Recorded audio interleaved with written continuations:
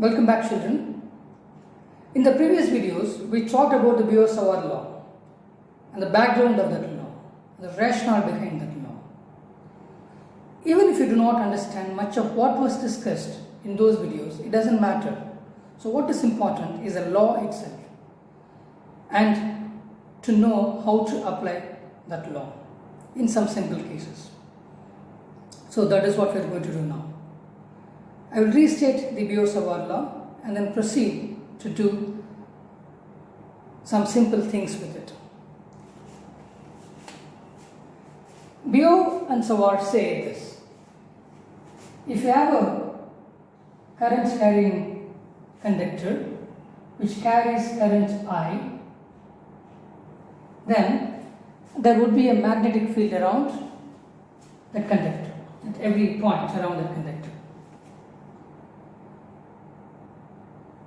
If I take this conductor and if I divide that into small lengths, okay, I'll call those each small length as dl, and each of these small lengths will contribute to the magnetic field. So the contribution of the individual small lengths is given by the Biot-Savart law. If I is the current flowing through this and dl is a small length, then I will take the current element IDL as a vector first. So that would be in the direction of the current. And if I take any point around this conductor, let's say P, this point P, and if I want to find the contribution of this current element IDL, I will call this as a current element.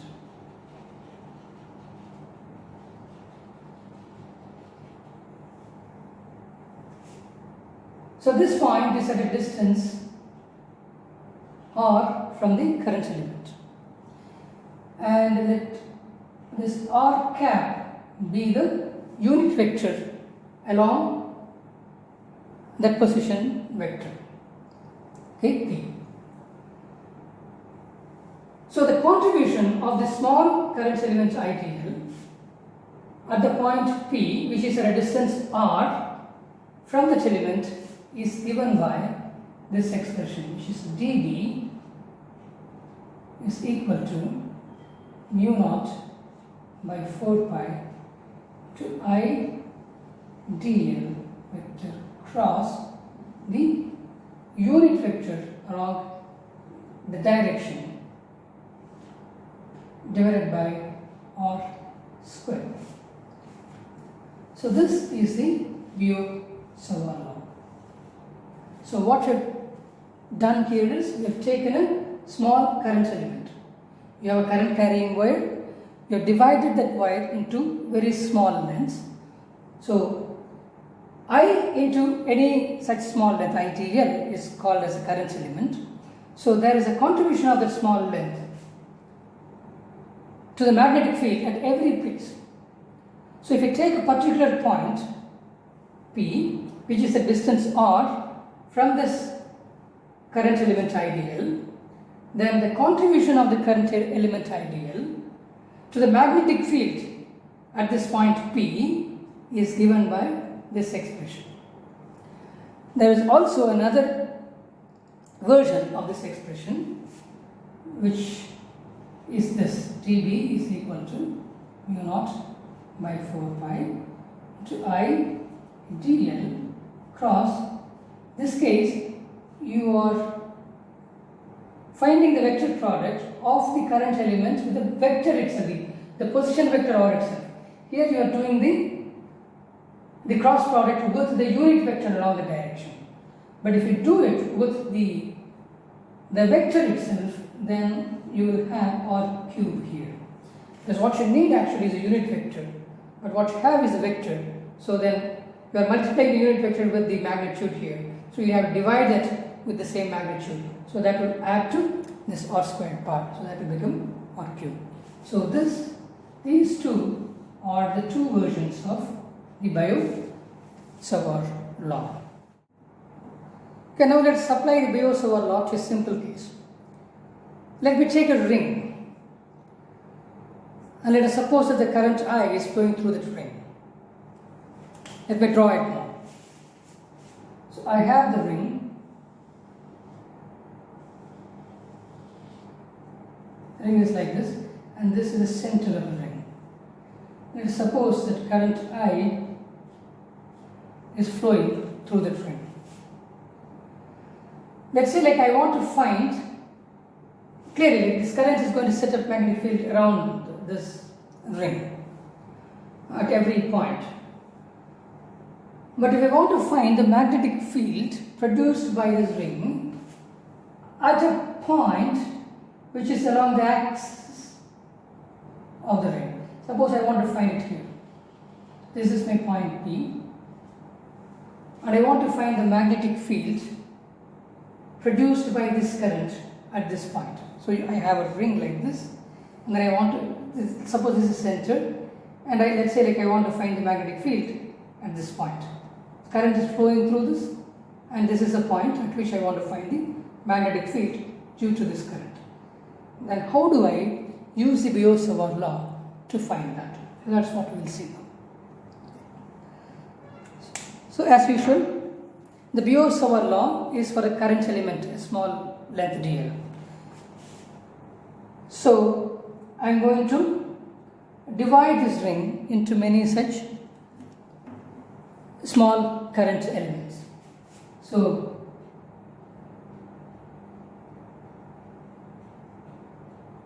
this is the first step.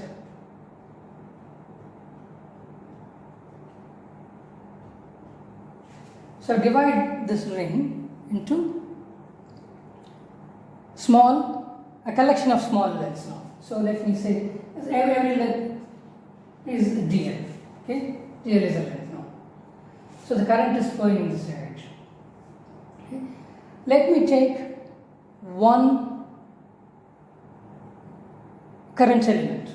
So if I take this current element, for example, is ideal. Okay, maybe I'll take this, which is at the very center. Okay, so this is, so here you can see that the current is flowing. If we keep this ring like that, then you can see that the current is flowing in this direction there. So dl, I'll take the small distance here, and then current is flowing in this direction. So ideal will have this direction. The current element will have this direction there. So ideal will have this direction. When the direction is, I can see that the direction is into the board. With a little bit of imagination, you can see that. And let's suppose that this radius of the ring is r. R is the radius of the ring. And let's suppose that this point P is at a distance x from the center. So this is x. This is where it is, along the axis, but this point is along the axis now. Just let me calculate the contribution of this small current element at this point. So this will be the position vector to that point P from this current element. So this is my R. R is in this direction. So this will have R. And the unit vector or cap will be in this direction. R is a distance, the unit vector will be in that direction. So ideal is like this, ideal is in this direction, and R is in this direction, ideal is in this direction. So now what should I do? In which direction will the magnetic field produced by this current element be? So this is like, it's like this, so it's going to be ideal cross this R vector, that will be in this direction. You can see this. A little bit of imagination, you can see this. Okay, so this is like that. Okay, I mean I can take this duster and to explain it. So the current direction is here. the current element direction is this, ideal, and the position vector direction is this. So the perpendicular component will be here. So ideal cross R will give me this direction. So the magnetic field produced by this current element will be in this direction. So this is the direction of dB. So now, what is the magnitude of this? Okay, so Biot-Savart law says that dB is equal to mu naught by 4 pi to I dl cross the unit vector along this direction and here divided by r squared. So this gives you both the magnitude and the direction of this. So you found the direction to be in this direction, to be this. So what's the magnitude? Look at this. So this is going to be mu naught by 4 pi. Ideal cross r will be I dl sine theta, which is the angle between this vector, the position vector, and the current element. Okay, by r squared into this vector. I will call it as a couple vectors. That could be n vector in this direction. Okay, this is not the same as this. But what is the angle between r and this ideal? It's 90 degrees, you can see that. So ideal is going this way and the r vector is perpendicular to that. So sin theta will become 90 in this case. So that would be mu naught 4 pi I dl r square. And I'll call this as n1 unit vector because I'll call this as db1. So we'll have unit vector in that direction. So n1 unit vector. Okay. So let me try to do the same thing to this stuff. The current element on this side. So if I take this, maybe something like this. Okay. So we can see that the current, if it goes like this, then it will be coming towards me if I take this element. So the current direction is here. So ideal is in this direction. Again, this will have a vector r. Okay, I'll call this as the radius is r, and then I will have a different vector now. So I'll call this as r1, and this would be r2 unit vector in the direction. Just signifies the direction only. So this also will contribute to this. When this contributes, let's see what happens now. The current is coming towards me. The current is coming towards me, and the angle between the current and then the r vector is again 90 degrees, because every element will have 90 degrees with the position vector here. Okay. So then what happens now? This will be I in this direction, r in this direction. So I cross r will be, so this I and this r will be like this. So the resultant vector will be 90 degrees to both of them, so it will be like this. So notice here, this will have this direction. Okay. But what about the magnitude again? I'll call this as dB1 vector. Okay. So this is dl1, let's say this is dl2. Okay. So what would be the magnitude and the direction of this? Again, so dB2 is equal to mu naught by 4 pi into I dl2. Okay, we'll call this as dl1. It's going in dl1, but the length will be the same anyway. It doesn't matter. So finally it will be dl. Okay, dl2 that's a vector. dl1 and dl2 will have the same magnitude, but the direction is different. If this is coming out, it's going in. It doesn't matter. Cross r2 vector by r square. The magnitude is the same. Okay, so this again will give you mu naught 4 pi and then I dl by r square. The magnitude is the same as dv1, but only the vector, the direction will be different. So that would be, I'll call this as n2. I'll call this as n1. n1 is unit vector in this direction, this is n2 direction. So the magnitude would be the same, so only the direction is different as far as this contribution is concerned. So likewise, you take this element, then you have, this will produce a magnetic field towards this. Okay. If I take this central element, circle, and if I take this element which is directly opposite to you, then this is ideal, and this is your r vector or cap vector, unit vector along this direction. So when you do this ideal cross r, then I will get this vector now. It will be coming towards you this way. If you take the other one, then that will go that way. So if you see the contribution of all of them, then the vector is going to be like this. The sum of all these vectors will be like this. So like a cone, okay? It's like a cone. So the contribution at this point would be, it's like a cone now.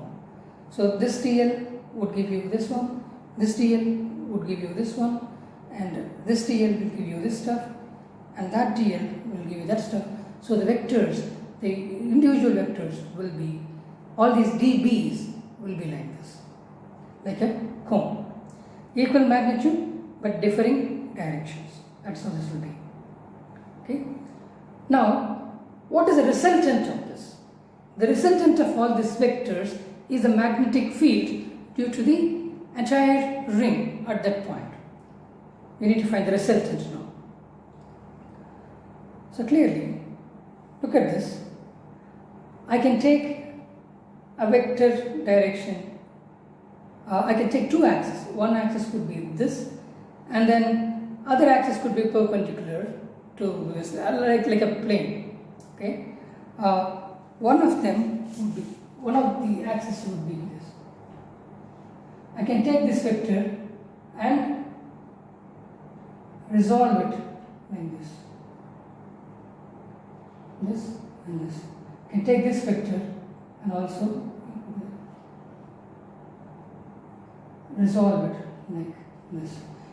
So, and if I take all these vectors, then if I do this resolution of these vectors, then the vertical components will all add up.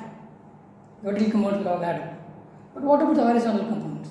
The horizontal components are like a circle, you see. The vertical components will all add up. The vertical components will all add up like this. But the horizontal components will be like this. You see, on a plane, they will be opposing each other. And the horizontal component will cancel. So you will only have a vertical component of the field. I hope you understand this idea. Okay, I have removed the clutter and now the board is clean for us to proceed further. We just saw that individual current elements, IDLs, will contribute their own magnetic fields. So that is dB1 from dL1 and dB2 from dL2 and so on. So you are going to have a collection of vectors, and when you add them all up, only the vertical component will remain and the horizontal component will cancel. Components will cancel each other. So that's what we saw.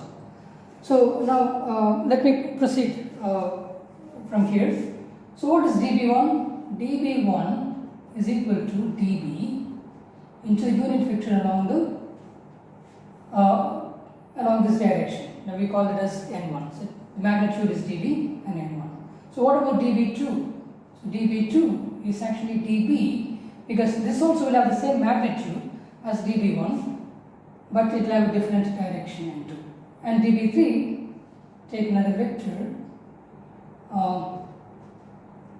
it's going to be in dB and N3. So this is how it's going to be. So they will all add, finally they will all add up to give you one B vector in the vertical direction, because all the horizontal components will cancel. So the B vector will be in this direction. So your final B will be in this direction. Okay, so what is dB? dB, the magnitude is mu naught by 4 pi I dl by r squared. But you need the vertical component of all the dBs. So let me take this to be the angle theta. So the vertical component will be dB cos theta. So dB cos theta is equal to mu naught by 4 pi I dl by r squared into cos theta.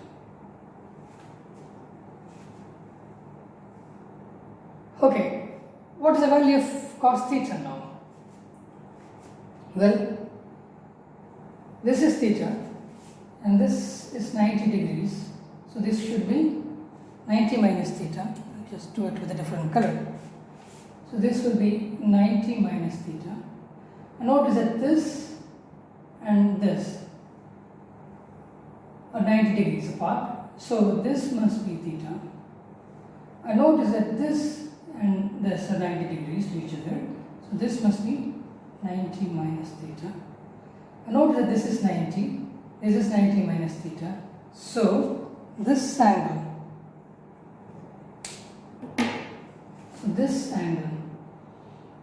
must be theta. So this is theta and this angle must be theta. Then what is cos theta here? So cos theta is this radius r by this distance r. So this is going to give you mu naught by 4 pi to I dl by r squared multiplied by radius r by distance r.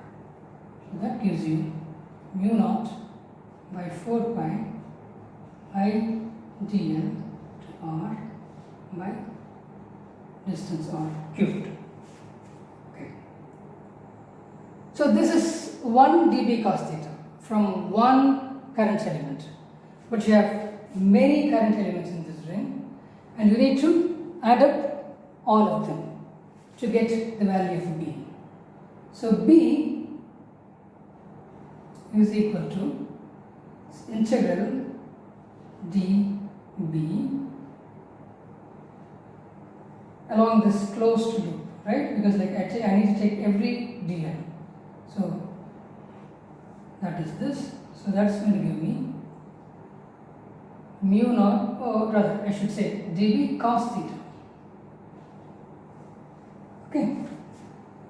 So that is going to give me mu naught by 4 pi I dl r by r cube.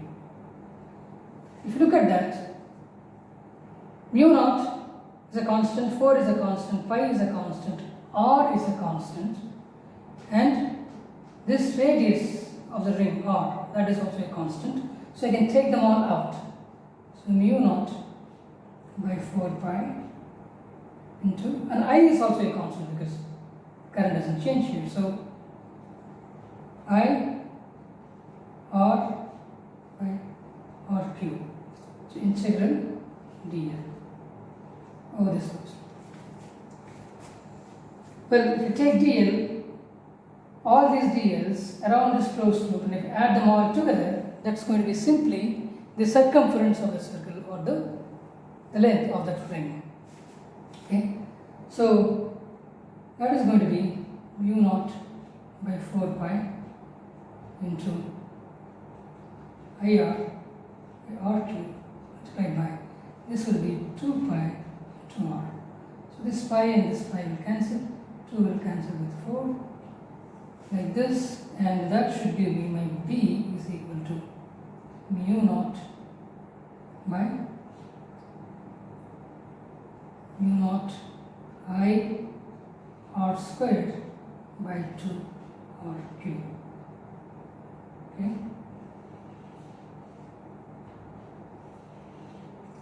This is a field value. I can expand this further.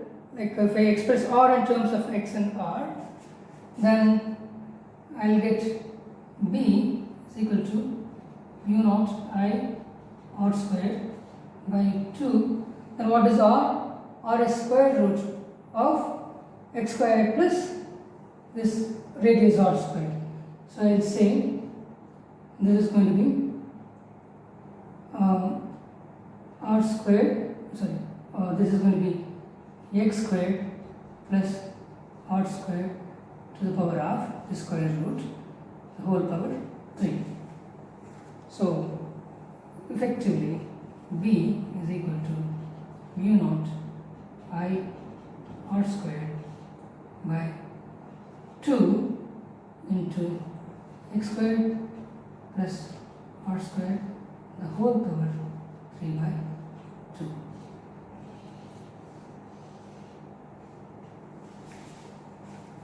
Okay. So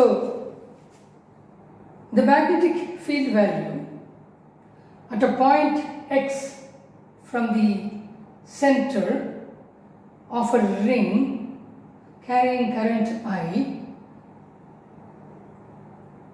of radius R along the axis is given by this formula.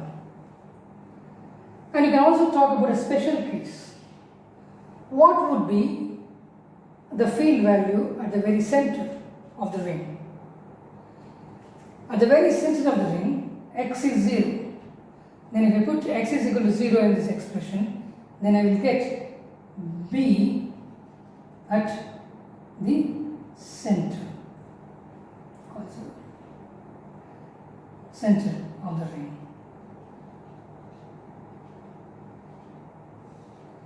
At the very center, X is equal to 0. So B is equal to mu naught I R squared, so by 2 into this is 0, so it's going to be simply R squared to the power 3 by 2, and if I multiply that, then I'm going to get mu naught I R squared by 2 R cube. So R squared will cancel with cube like this. So B is equal to mu naught I by 2R. So this is a value of the magnetic field at the center, and this is a value of the magnetic field at every other place. As the distance varies, B also varies. As distance increases, since the X squared is in the denominator, B will come down. But the direction of the field will be along the axis at the very on the axis. It will be like this. So the field will be like this. But if you take this part, okay, here, this ideal, then the field is going to be like this around it. So you see, then we'll have field value will be like this. So like that. So at the very center, you will have the field like this. So the magnetic field, if you take a ring, then the magnetic field will be straight at the very center and then will curve in these directions as indicated in the picture. I hope this is clear to you. Okay, let us look at the example problems. First, we'll take example 4.6.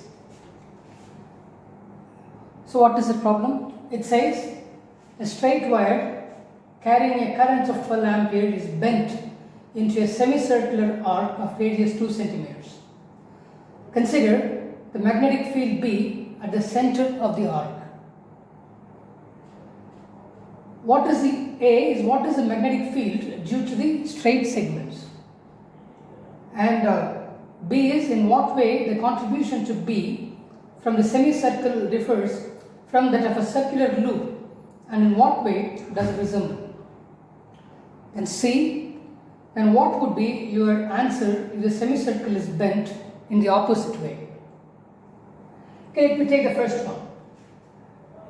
A is what is the magnetic field due to the straight segments. Okay, first of all, you take a straight wire that carries a current 12 amperes, and then you are bending it into a semicircle with radius 2 centimeters. So the current comes in, and then it follows this path, and then it goes like that. And then they want you to find the B at this point. Okay. So now the first question is, what is the magnetic field due to the straight segments? So if you take the straight segment, so your ideal, again, like there will be many different current elements that will contribute to the field at this point or at any other point. So if I'm going to find the field at this point, then I'm going to find the contribution of each ideal at this point. But let me take this. I is going in this direction. So if we take this ideal, then ideal is in this direction. Ideal is in this direction. So that is the direction of ideal. And what about my R vector, the unit vector? So if this is ideal, this is the distance R from there, and the unit vector is in the same direction as the current element, but it's a cross product. If we want to find the dB due to this element, then it's a cross product, vector cross product. So ideal and the unit vector R are in the same direction, so ideal cross R will be 0. So there would be no field due to this ideal. Likewise, all the ideals in the straight segment will contribute to nothing as far as the field at B is concerned. Same thing happens to this segment too. So ideal, I can take it to be like this, but then R will be in the opposite direction, but then sine 180 is still 0, so there will be no contribution from the current elements of the straight segments to this point. Any other point, yes, they will contribute something, but at the very center, along the axis, there will be no contribution at all, because the position vector R, or the unit vector in the direction, is parallel to the direction of ideal. So no contribution from the straight segments. That's the answer to the first question. The second question: in what way the contribution to B from the semicircle differs from that of a circular loop, and in what way does it resemble? Well, you have the ideals here. Okay? It's a semicircle here. Suppose if the circle was completed, then the field due to the ideals in this part, all these ideals, if this was a circle, then we know that the B at the center would be mu naught I by 2R from our definition. But now there is only a semicircle. There is no contribution from the other semicircle because that is not present.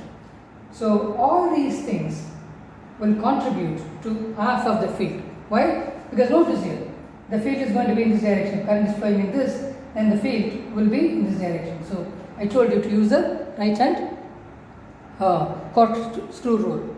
So current is in this direction, then the field will be into the board.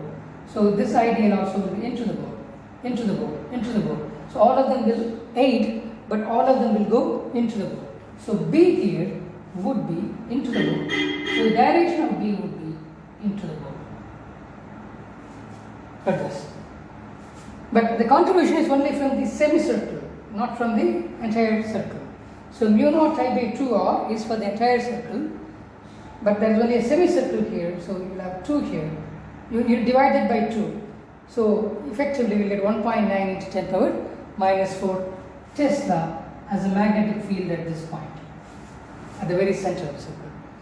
There will be no contribution from the straight segments, but there will be contribution from the bent segment, and that would be 1.9 10 power minus 4. So the net field at this point is 1.9 in 10 power minus 4 Tesla. And C. So what would be your answer if the semicircle is bent in the opposite way? And same stuff, you have straight segments, no contribution. This straight segment also will not contribute, but then there will be contribution from this segment, the semicircular segment. Again, as usual, everything applies here, except that, like as it goes down, the contribution for the ideal is in this direction, okay, R is in this direction, so I cross R will be like that. So it will be coming out to the board. So all these individual current elements will make the magnetic field come out of the board. So the combination of the magnetic fields of all these individual current elements will still be out of the board and with the same magnitude. So as far as C is concerned, your B is going to be same 1.9 into 10 to the power minus 4 Tesla, but then the direction of the field will be out of the board.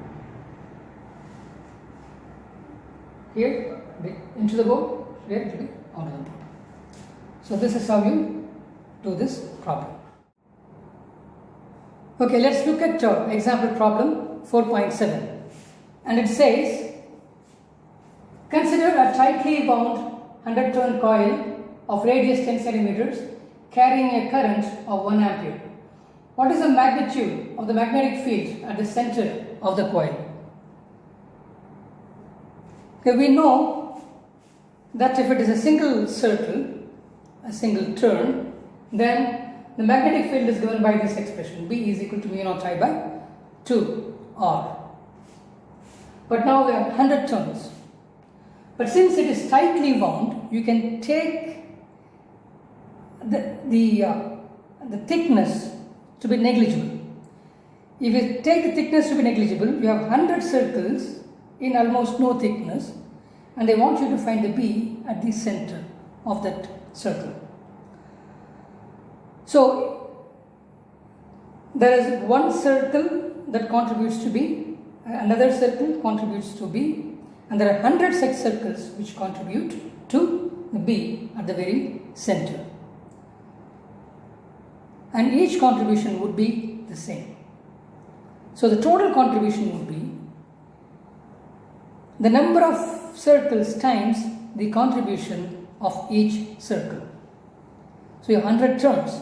So each turn can be considered as a circle. So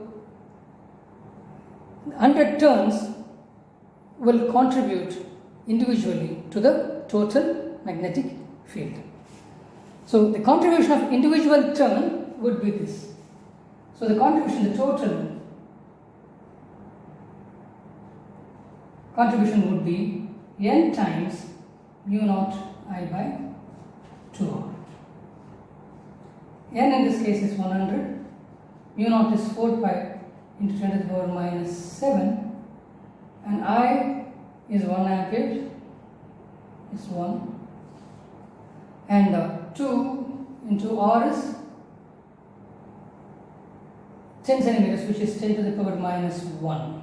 Okay, so if you do this all, if you calculate this, it's going to be 2 pi, and this will be 10 power 6, it will be 10 power 4 because of this. So it will be 6.28 into 10 to the power minus 4 Tesla. So that is your magnetic field at the very center of this 100 turn coil, because the turns have been wound very tightly so that you can ignore the thickness. Hope this is clear to you.